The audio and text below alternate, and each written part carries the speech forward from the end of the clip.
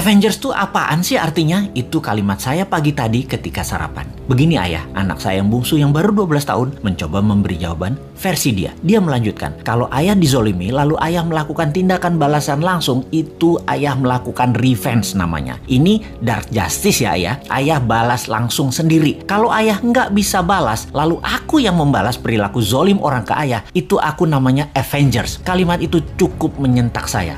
Lumayan juga diajari anak zilenial ini. Straight to the gut, langsung tonjok perut. Dia melanjutkan, jadi ide-ide ayah di sosmed kalau banyak yang bergerak lalu membuat kekuatan melawan Thanos dunia, mereka adalah Avengers di dunia nyata.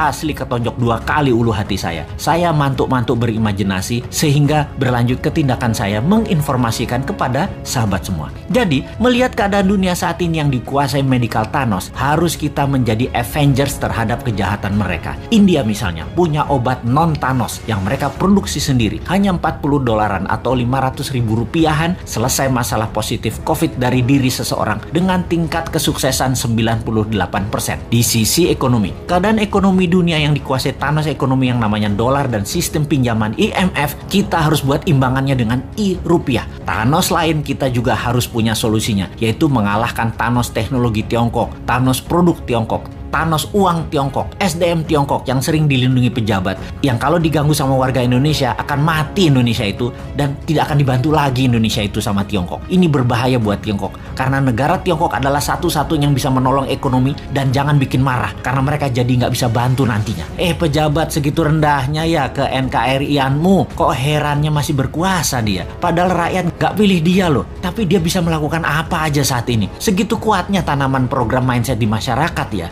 Tapi bener deh, saat ini buzzer banyak yang japri DM ke Bosman untuk tobat. Bahwa setelah keluarga mereka banyak terpapar COVID dan bahkan meninggal, mereka mikir juga untuk selamanya menjadi corong semu kebenaran. Waduh, bahaya ini kalau lover jadi hater. Kita tidak boleh membenci saudara sebangsa. Kita hanya mengingatkan perilakunya buzzer yang menjadi ancaman integritas dengan produknya membenci sesama anak bangsa. Kita harus sudahi. Para buzzer, tobat. Andalah pemecah belah kesatuan NKRI. Juga mereka di sekeliling pejabat di istana yang parnoan karena tidak ingin sisi lain anak bangsa dapat porsi, menjadi pembisik pejabat dengan memberikan informasi untuk membenci kelompok yang menjual agama. Dan ini adalah generalisir yang berbahaya. Pendekatan solusi tersering dengan kekerasan itu juga harus disudahi. Ini bisa semakin meruncing perbedaan dan ini menunjukkan ketidaknegarawanan pejabat serba bisa itu. Karena apa-apa dia yang ditugaskan untuk menyelesaikan harusnya dirangkul. Harusnya anak itu kalau salah jangan dimarahi atau dihukum, tetapi dirangkul. Pak Harto sukses selama 32 tahun itu, tidak anti pemuda angkatan 6667, tidak anti angkatan 72, 73, 74. Semua dirangkulnya, bahkan dijadikan menterinya. Pak Harto lupa aja mengadopsi angkatan 96, 97, 98. Ambiar dia jadinya. Merangkul dan memberikan jabatan sesuai kompetensi